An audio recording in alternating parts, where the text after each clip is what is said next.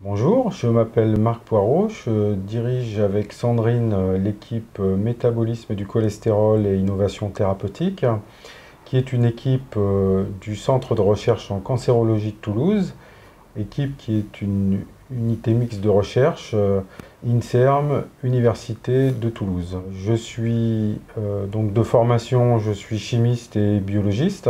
Notre recherche est issue en fait de recherche fondamentale qui portait sur l'étude d'un médicament connu, qui est le tamoxifène, qui nous a conduit à identifier une cible de ce médicament qui est en fait impliquée dans le métabolisme du cholestérol. Qu'est-ce que c'est que le métabolisme du cholestérol?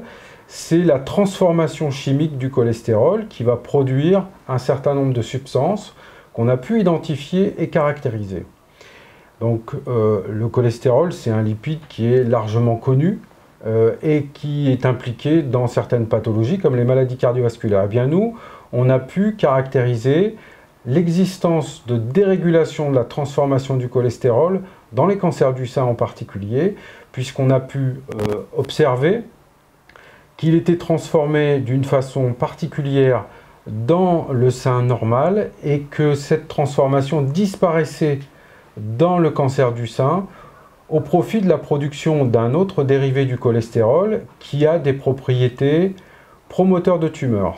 Qu'est-ce qu'un promoteur de tumeur? C'est une molécule comme les oestrogènes par exemple qui vont favoriser le développement des cancers du sein en particulier. Et c'est très important ce type de découverte. Pourquoi? Parce que ça va nous permettre d'identifier des cibles.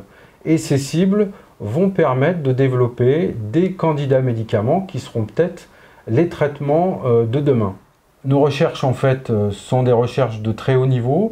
Elles nécessitent des moyens importants, des moyens humains et matériels.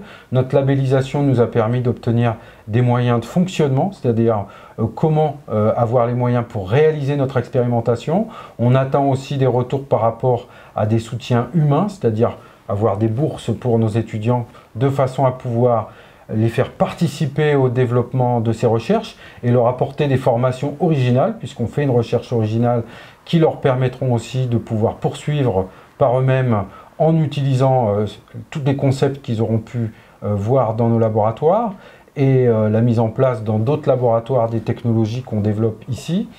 Et donc cet apport de la Ligue constitue en fait un apport décisif par rapport à nos besoins, et donc on remercie la Ligue à ce titre parce que sans elle, nos recherches iraient beaucoup moins vite, et donc à travers la Ligue, on remercie les donateurs sans lesquels on ne pourrait pas conduire ce type de recherche, et donc il faut qu'ils puissent continuer à se mobiliser pour donner des moyens importants qui nous permettent à nous de pouvoir travailler dans des conditions confortables pour pouvoir faire une recherche qui soit d'un haut niveau et qui apporte aussi des choses aux patients.